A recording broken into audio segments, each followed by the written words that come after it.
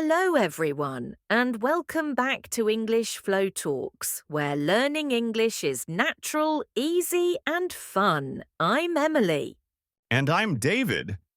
It's great to have you here with us again. Emily, how are you feeling today? I'm feeling great. I had a delicious breakfast and I'm in a good mood. What about you? I'm doing really well. I went for a short walk this morning, so I feel energized and ready for today's episode. Awesome! And before we start, everyone, don't forget to like this episode, subscribe to the channel, and share it with other learners. Yes, it helps the channel grow and reach more people like you. So, Emily, today's topic is a big problem for many learners, translating in your head before speaking. Yes, and I remember this very well.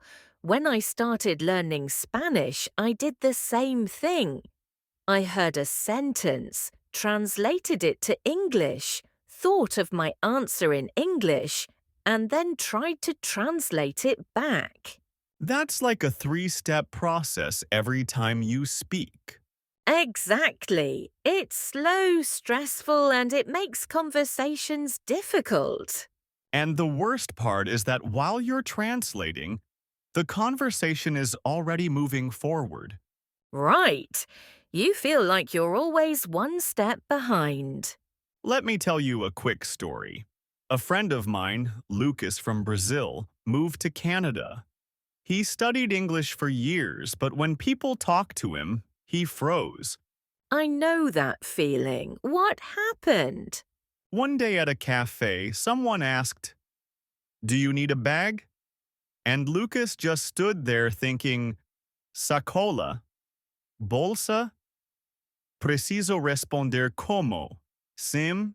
Yes? I think so?" By the time he answered, the cashier was already helping the next customer. Oh no, poor guy. Later, he told me, "I knew the words, but my brain was too slow because I was translating first." That's exactly the problem we're solving today. So, the real solution is not to translate faster, but to stop translating at all. Yes. Instead of translating from your language to English, you create a direct bridge in your brain. A direct connection between the idea and the English word without going through your native language. Exactly. And today we're giving you practical tips to start doing that step by step. Tip number 1. Start small with single words. Look around you right now. What can you see? Maybe a phone, a chair, a cup, a window. When you see your phone, don't think the word in your language first. Just think, phone. You see a chair. Chair. You see the table. Table. It's like labeling your world in English. Do this for 5 minutes a day, and your brain starts learning new shortcuts. Tip number 2. Use images instead of words in your language. Yes, flashcards with pictures are amazing. One side, a picture of an apple.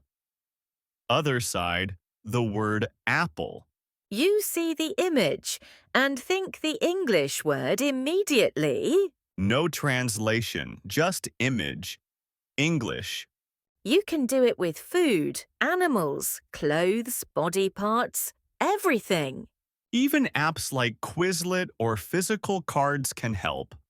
Tip number 3 is great for sentences.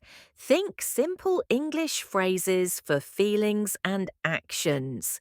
For example, you feel tired. Think, I am tired. You feel hungry. I am hungry. Or when you take a sip of water, think, I drink water. When you open the door, I open the door. It's like narrating your life in English. I have a funny story. One of my students in Italy, her name is Sofia, used this method. She was in an elevator alone.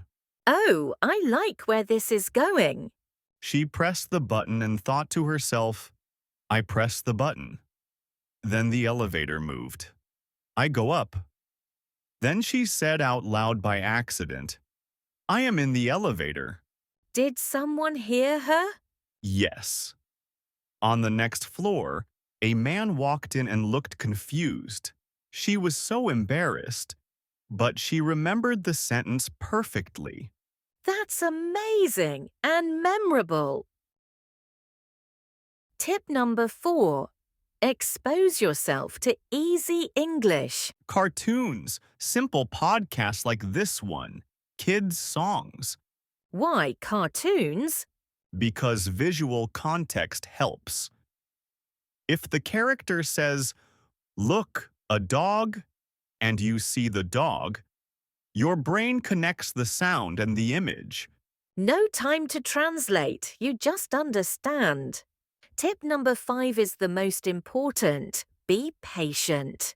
If you've translated in your head for years, your brain won't stop in one day. Yes, learning to think in English is like learning to walk.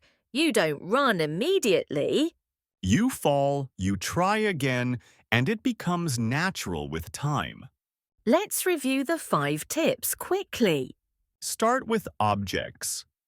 Think the English word directly. Use pictures instead of your native language. Think simple phrases for feelings and actions.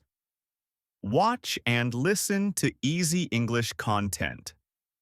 Be patient and kind to yourself. Here's a simple routine you can do daily. 5 minutes naming objects in English. 5 minutes with pictures or flashcards. 5 minutes watching easy English content. Narrate small actions in your mind during the day. That's only 15 minutes, and it makes a big difference. Thinking in English is not magic. It's practice and repetition. And the good news is, you can start today, right after this episode. Exactly, and remember, mistakes are not enemies. They are helpers. Before we go, we have a question for you. Look around you right now. What is one object you can see? Write the word in English in the comments. Is it a lamp, a phone, a mirror, a plant? We want to read your answers. Thank you for listening to English Flow Talks. If you liked this episode, click the like button and subscribe so you don't miss the next one. And share this with a friend who is learning English too. You're doing great.